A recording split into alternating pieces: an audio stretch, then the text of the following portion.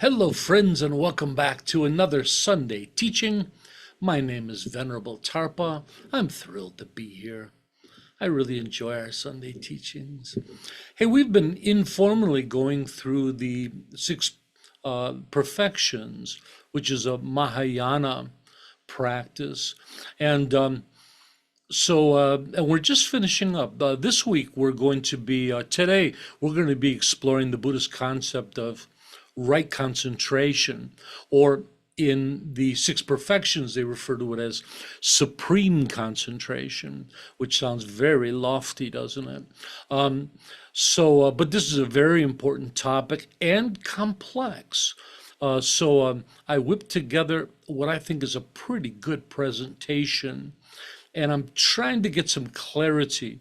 This is a term that people have been debating about its translation and attainment and what it is and the experience, and there's a lot of confusion there. So I think I did a pretty good job of bringing some clarity to it. So again, we have this idea of supreme concentration. So in the six perfections, they use the word supreme before them all. And they said, so it's supreme generosity, supreme goodness, supreme patience, supreme joyous effort, supreme concentration today. And then next week, we're going to be talking about supreme wisdom or understanding. And they use the word supreme to emphasize that they're not just talking about everyday qualities, right?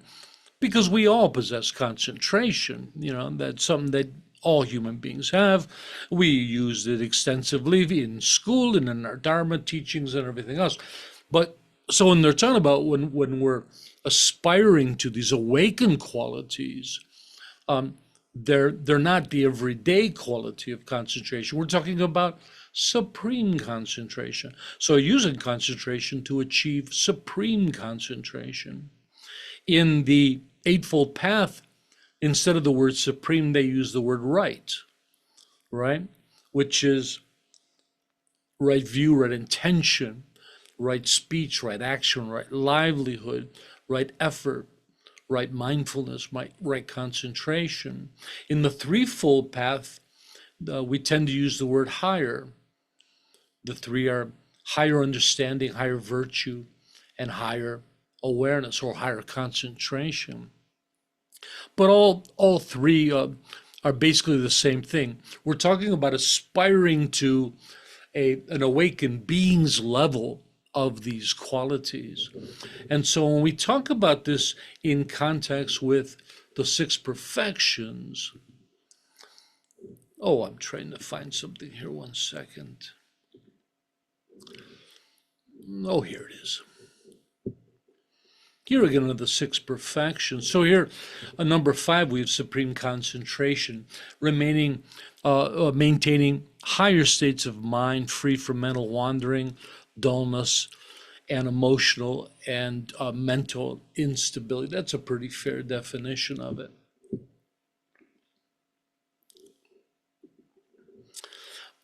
So commonly we would define concentration as complete attention or intense mental effort. In the Buddhist context, the word concentration here is specific, and it's used, it's a short term for the longer single pointed concentration. And of course, you're all meditators, you know exactly what I'm talking about. We're talking about being able to apply and hold our focused attention or concentration upon our object of meditation for a long period of time without the mind wandering off into thinking, right? This is single-pointed concentration. It's an extremely important aspect of meditation practice and one of the attainments on the path of meditation. Concentration is translated from the Pali term samadhi, which refers to a state of deep mental focus, stability, tranquility, and collectedness, they call it, or unification. It's a state of deep meditative concentration where the mind becomes completely absorbed and unified. And so the idea is that commonly we get so much into multitasking, our minds are constantly on multiple things at the same time. Say we're doing something simple, we're washing the dishes, our mind's all over the place. We're thinking about what's on television, we're thinking about our day. So generally, most of us go through our lives with a scattered attention, scattered minds. And one of the benefits of meditation and mindfulness is that it's a practice of learning how to gather all that, to collect our minds, and to be able to unify our mind on what we wish to unify it on. Of course, we all experience it, something that we do that we're very passionate about or very interested in. Our mind is completely collected on that object. A great example is a movie, right? When you're watching a favorite movie, especially a scary one, and we get to the peak of that where the bad monster guy is going to come through the door, every bit of attention you have is all collected, unified, and put right on that screen, right? You're not aware of anything around you. You're just one with that thing. That's an example of single-pointed concentration. And so you don't have to spend years and years of meditation to experience it. And there's a lot of situations like this. Maybe you're at your favorite restaurant and you're about to dig in to your favorite dish. You could imagine nothing else is going on, right? Your mind is so one with that dish and you're slowly cutting the first piece. You're single pointed gathering there. Making love is another one where we're very single pointed in it. And so there's many occasions in our lives that we experience that, but being able to really have control over that mechanism and apply it freely and wholeheartedly whenever we wish to, that's another story. And that's why we practice both meditation and mindfulness. But the word samadhi is often a very challenging word to translate. And nowadays, there's a lot of debate about previous standardized translations, their limitations and accuracy. And one of the reasons being is that there's so many different views of this. But there's so many different types of samadhi. So when we talk about samadhi, it's not a single quality, but instead, samadhi represents a spectrum of experience. And depending on the meditator, they may understand samadhi because of their personal experience with it. But if they haven't experienced higher forms of samadhi, it would be limited. So in the Theravada tradition, there's generally three types of samadhi, and they're all attained through higher levels of meditation. I'm careful to say it that way because once you experience samadhi, you can then incorporate it within your life. You can experience samadhi outside of meditation as well. But generally, we think about samadhi as being related to deep levels of meditation because that's how we first experience them, and that's how we get to the deepest level of samadhi.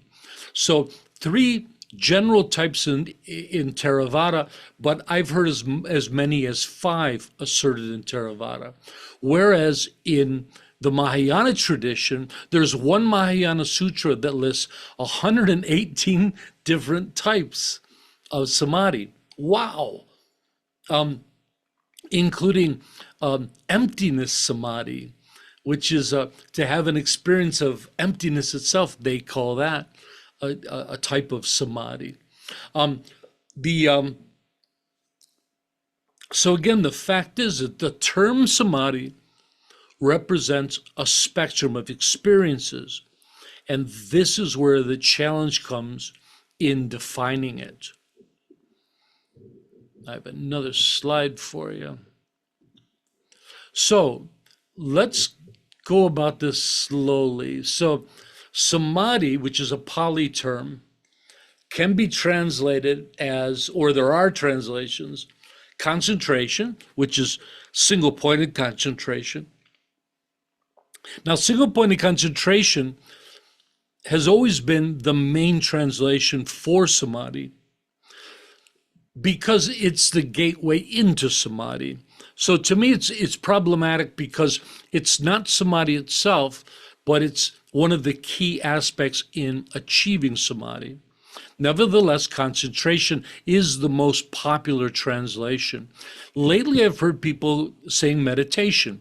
Again, it's the gateway into samadhi. I think meditation is a very poor translation. Calm abiding. Now, most of you know calm abiding as the meditation technique, but calm abiding is used for the name of the meditation, but also it's used as the name of the attainment. So we practice calm abiding in order to attain calm abiding, which is also called equanimity. Those two are synonymous. Sometimes samadhi is known as absorption because samadhi is related to the jhanas. At least the higher levels of samadhi are related to jhana meditation, which are translated as absorptions. Again, absorption is like going to that movie, and when the really scary scene comes, you are so absorbed into the movie, you notice nothing else around, right? You are one with that movie. That's what we mean by absorption. Unification and collectedness are also terms, not widely used, but they're interesting because it's one aspect of samadhi. Again, it's gathering our scattered attention and bringing it together in one, right? Very similar to single-pointed concentration. Equanimity I talked about. Bhikkhu Bodhi likes to use the word tranquility for samadhi. Tranquility is a quality of samadhi, but there's so much to samadhi, I would hate to use a single term to describe it like that. I like the word stillness. Stillness is a popular phrase nowadays in meditation in and out of Buddhism. There's a lot of secular meditation teachers who aren't Buddhists that use the word stillness for this elevated sense of presence within meditation. And it's one of my favorite translations for samadhi. And awareness is the other one. So those are some common translations nowadays. In SBT, our presentation, I believe, as well as many other modern scholars believe, that the translation as concentration is both confusing and ultimately inaccurate.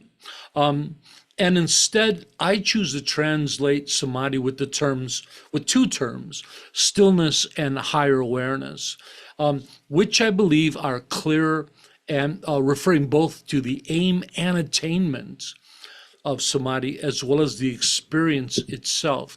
I use two terms based on their usage. Stillness being quite specific. Stillness is a specific type of samadhi, while higher awareness is a broader, more encapsulating term that I believe can cover all of the different types of samadhi. And I think I have a slide for you for that too. I promised I would entertain you. Here's an interesting idea for you. So what I have here is a spectrum of higher awareness. So again, I like to translate samadhi or concentration as higher awareness. And I'll tell you why. I think that this is far more accurate. And so higher awareness and awakening itself exists on a spectrum. On one end of the spectrum, we have basic presence, right? When we first learn how to meditate, we first have that experience, not just being present, because we can all we can all kind of focus on an activity and be out of thinking about the future and past and be present. But what we mean here by presence is a little bit of a deeper sensation. Actually, when you get a physical sensation of really being in the moment. And I think all of you know that actual feeling of it, right? So I think this is the first step of higher awareness. And then it runs through these different qualities. From presence, the next deeper level is stillness, or samadhi. Above that would be nirvana, and then awakening, and then full awakening. Awakening is synonymous with enlightenment. Full awakening is synonymous with full enlightenment. The Mahayana believe a difference between enlightenment and full enlightenment. Full enlightenment comes after passing away, in which the body and mind aren't reincarnated again, and you achieve full awakening. For those who believe in reincarnation. Any questions about this spectrum? And then the other idea is that each one of these is a spectrum. All of these exist as spectrums. Presence, again, you can have that simple experience of presence in which you acknowledge that you're not in the present, you're not in the past or future, that you're here. But you can also have that really deep experience of presence where it's a physical sensation of a really peripheral, expansive feeling. So that's a spectrum. Stillness, or samadhi, as we talked about, is a broad spectrum. Nirvana, as talked about in the sutras, is a spectrum. The Theravada hosts that they assert that there's 3 or 4 types of nirvana. There's nirvana in meditation, out of meditation. Awakening itself, enlightenment, is a broad spectrum of qualities, which leads all the way to full awakening. Any questions about this idea of higher awareness? And you can see how they're all aspects of awakening, aren't they? Let alone is this a spectrum of higher awareness, this is the spectrum of awakening. This is our practice, right? Okay.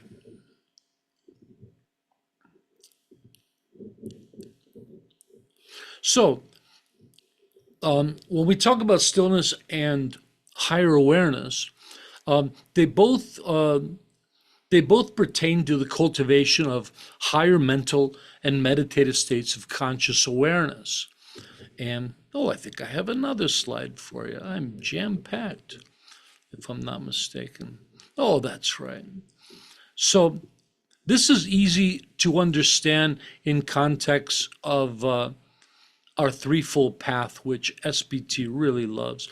The threefold path and the eightfold path are essentially the same thing. The eightfold path is just a more detailed explanation. I tend to like the threefold path. There's a gracefulness of just dividing up the Buddhist path into these 3. So we have higher understanding, which traditionally is higher wisdom. We have higher virtue, and we have higher awareness, traditionally higher concentration. And so whether we're talking about the distinct quality of stillness from our meditation practice, or we're just talking about higher awareness in general, this really works well. So if we're talking about single-pointed concentration, right?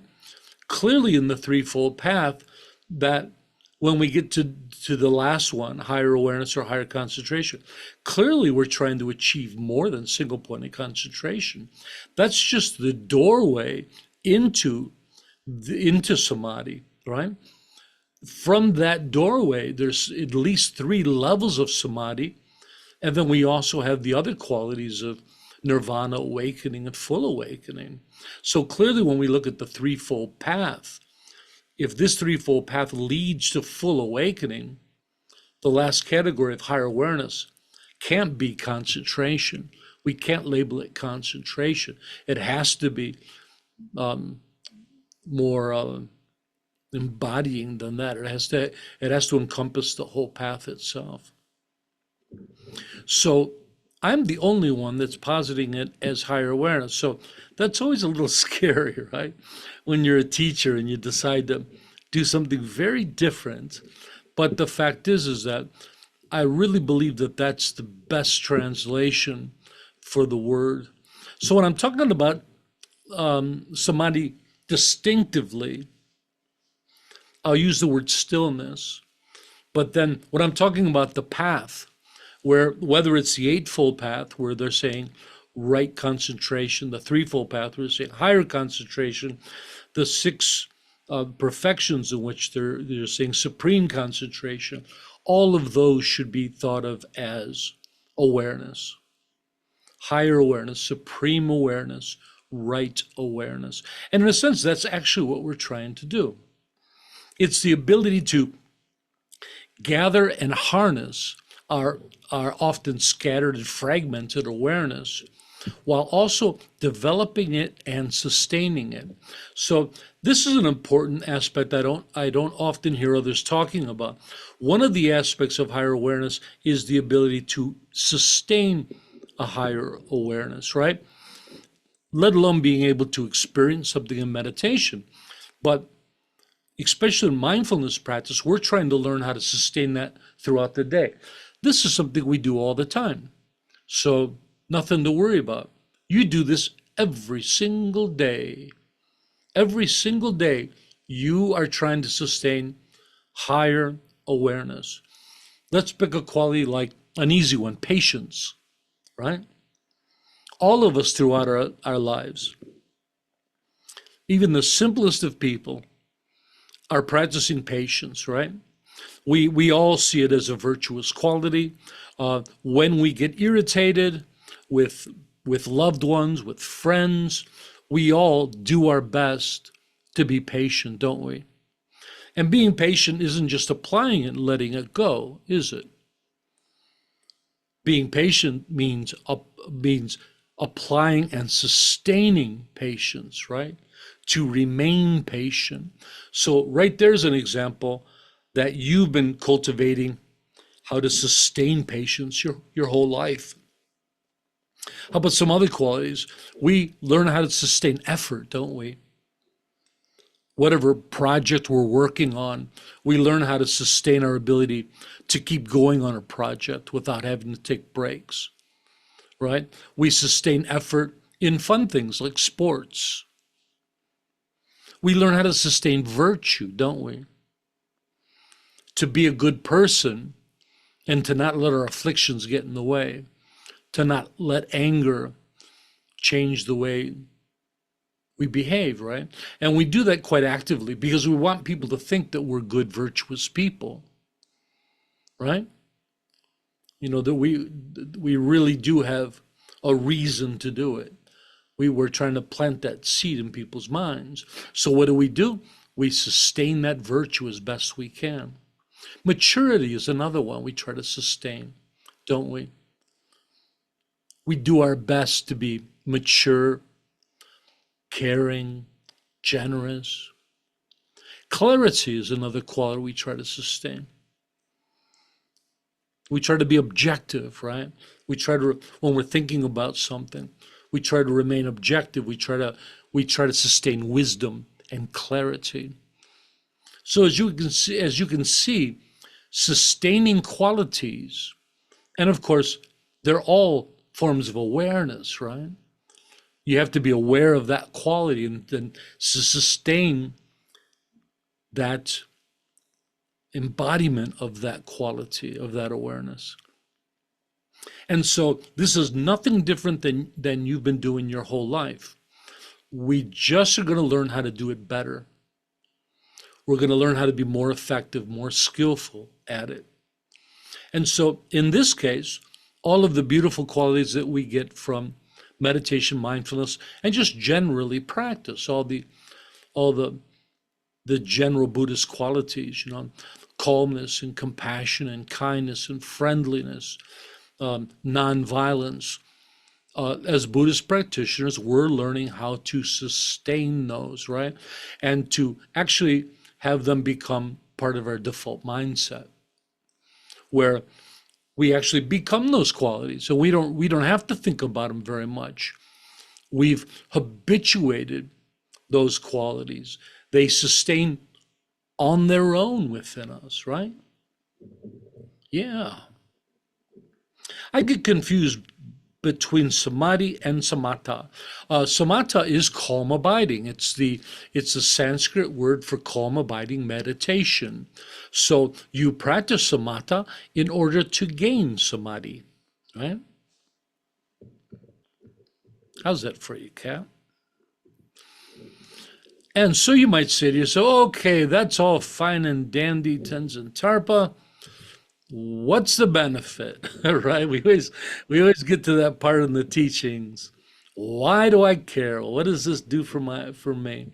The benefit of developing higher awareness is possessing higher awareness, right?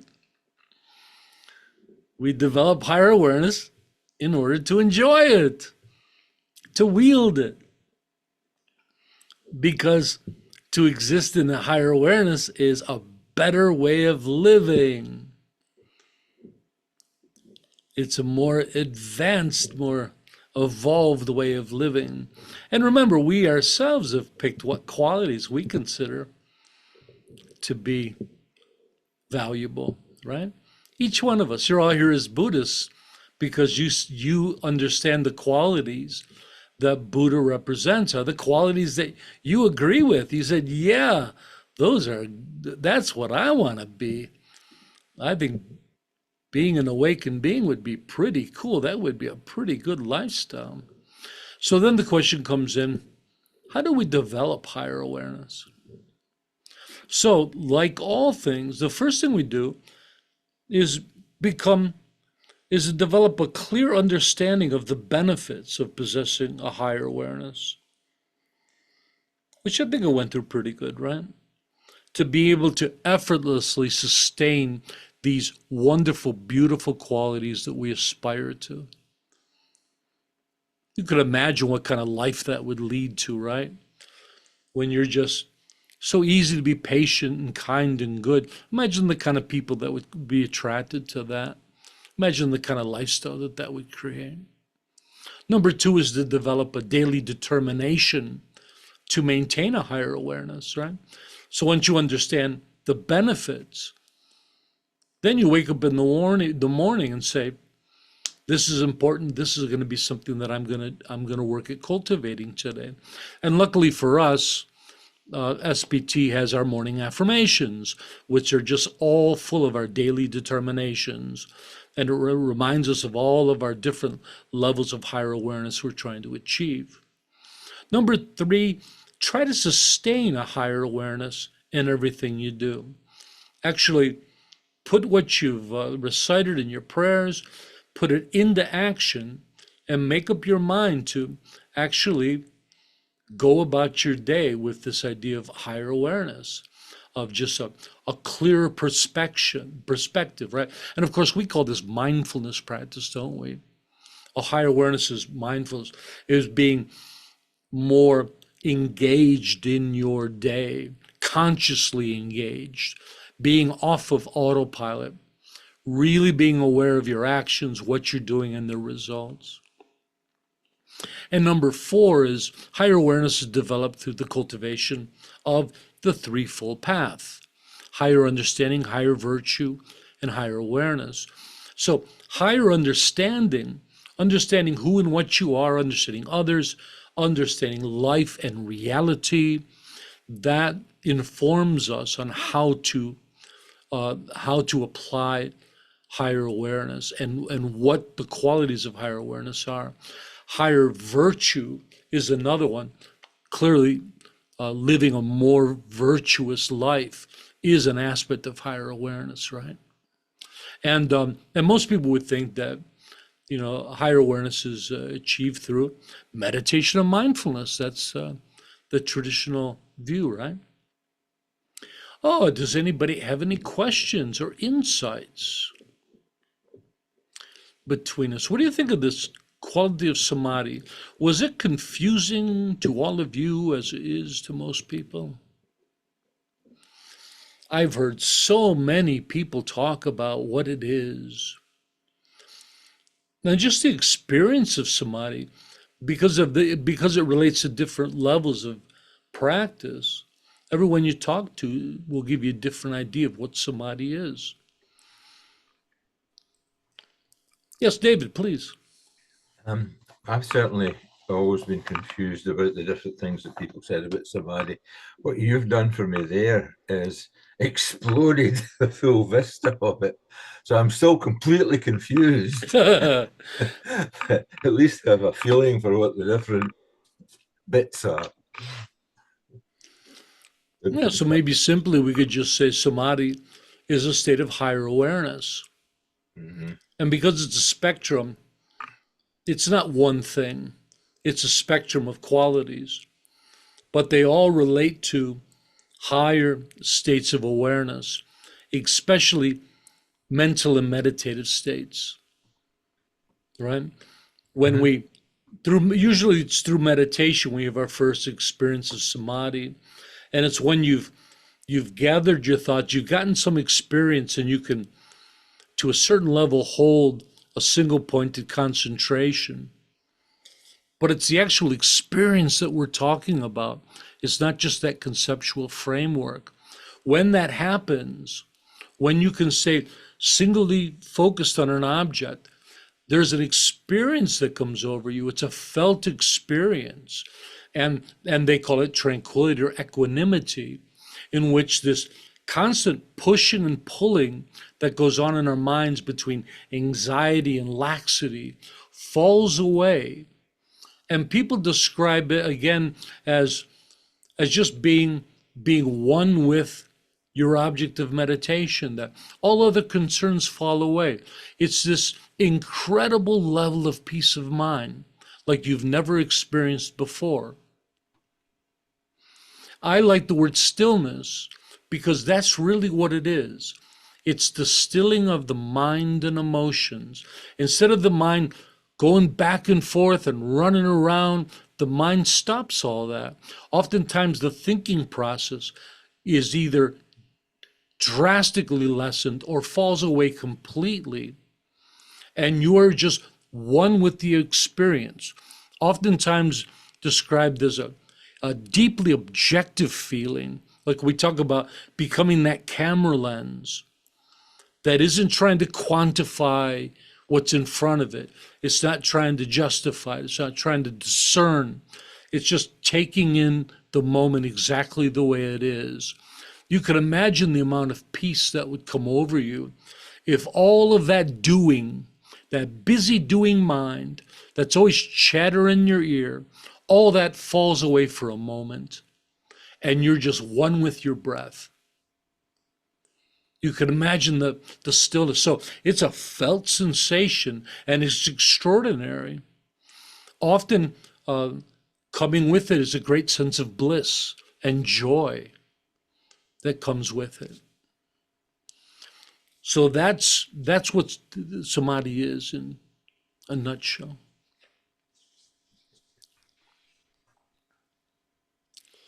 Hey, you should have said that earlier.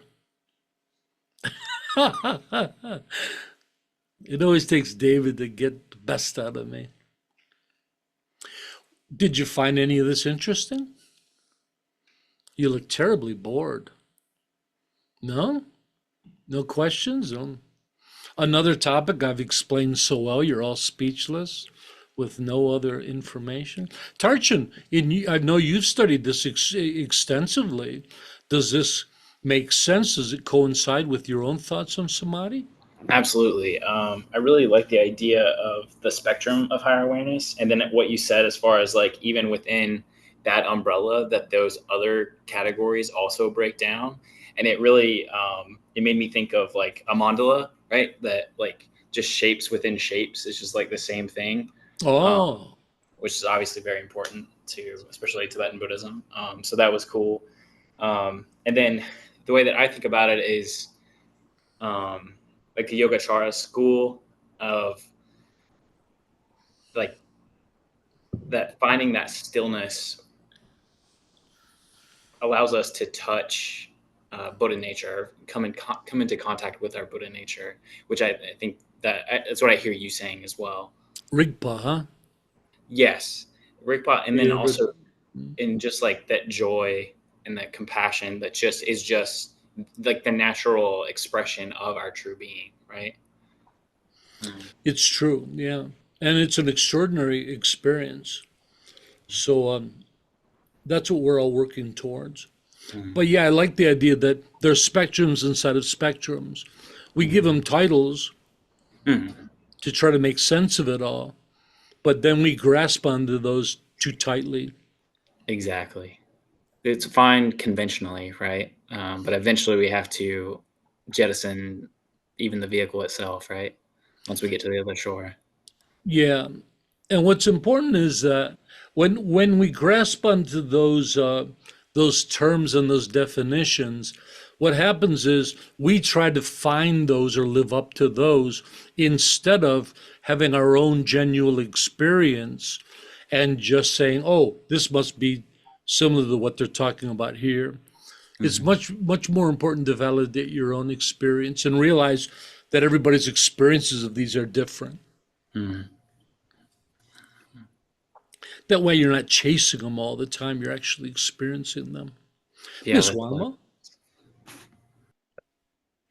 My question is when you start reaching some of those higher levels of concentration, different jhanas and stuff like that, once you obtain those, do you always have them or is it something that can go back and forth? It depends on what they are. So, generally, once we've experienced something, we have, let alone a mental memory, but we have a physical memory too. We were talking about this previously in our meditation that we can experience qualities like joy and happiness, goodness, and we can kind of find them inside ourselves. We have a memory of where we kind of keep those things. So that applies here. But then it depends on what level you reach. Like they talk about certain levels of, I remember in the Mahayana, the stages and paths of the Mahayana, there was a certain level where you can no longer fall back into prior mental states or lower rebirth. And as far as I don't know if it was the path of attainment, once that's accomplished, you no longer fall back. But yeah, they do talk about that in Buddhism, and especially something like enlightenment. Once you're awakened, once you're enlightened, supposedly, traditionally, they assert that you can no longer ever fall back into it all. It's kind of like believing in Santa Claus, right? When you're a little kid, once another kid tells you there's no Santa Claus, you can never go back to believing in Santa Claus again. The bubble's been burst, and so a little bit like that. I'm not sure if I believe in all those things, but it seems like the human mind works that way, right? Once our mind expands out of certain boxes that we have conditionality, it's really hard to go back to that. I have a friend who became a Buddhist, and he, he's recognizing suffering and everything. And he says to me, he says, my Christian friends look so happy. And he says, they're all about love and kindness. They all look so happy. I think I'm going to go back and be a Christian again, even if it's not real. They, look so happy. And I tried to explain to him, I said, it's really hard to go back to Oz like that. Ugh. Oh, Kat, I would love it if you said these so I didn't have to read them all. It really takes me a long time to read them and it distracts from everybody's experience. Would you like to ask something, Kat? Yeah, you have a mute. You can just hit your space bar if you'd like. Sorry, I was just somewhere quite noisy. That's why I didn't want to. I'll go somewhere else. It's okay. Yeah, Ah, I was just somewhere noisy, and there was all sorts going on. And yeah, I'll come in here, and hopefully no one comes in for a minute. Yeah, so yeah, I was just confused. Like samatha and samadhi. People sort of use those terms like samatha or samatha, isn't it? samatha is the name of a meditation method. Oh, okay. not an Ah. experience. Ah, okay. Yeah, because I sort of see those two Well, terms. let me take that back. Just like calm abiding is the name of the experience and the name of the attainment, the same would be true with samadhi. So I was inaccurate. So it's the practice of calm abiding, and also it's the attainment of it. And yeah, the attainment of samadhi, of samatha, some people would say is actually synonymous with samadhi itself. Mm. Others would say, no, that is not so. Sorry about that. It's okay. Yeah, my other one, it was just a little comment to what Wang Mo said about when I went to a teaching with Ajahn Kalyano. And he said, because someone said about, once you've had sort of experiences of awakening, and he said, well, you can have ones where the clouds might part and you see the sun and the clouds might come over, but you'll always know that that's there. And then eventually it kind of does clear. But it's not, once you've seen it, you can't forget it. And You can't know. unsee it, right? Yeah. And then you also kind of know where to find it. Which mountaintop usually has more sunshine, is exposed more than others. So yeah, that's it. But if you've only experienced it once or twice, and a lot of time has gone by, clearly you can forget it. You can forget about where to find it. In my experience, though, you can re-find it pretty quickly through practice. Good question there, Miss Cat. And so I've been debating as a teacher about, again, when you come up with your own ideas on things, it's a little scary because it's important to have standardized terminology. For SBT members, I want you to be able to communicate with other Buddhists. When people are talking about the Eightfold Path and they come around to right concentration, I want everybody to understand what it is. At the same time, some terms, by changing them slightly, brings a lot of clarity to it. And let alone, sometimes we make a trend, right? And sometimes people say, oh, that's a better one, let's use that. So improvement does start like that. But I'm thinking about changing the Eightfold Path, the Threefold Path, and the six perfections, all of them from right concentration to right awareness. I think I'll be doing that we're doing a secular Buddhist text eventually. I just think it's worth doing.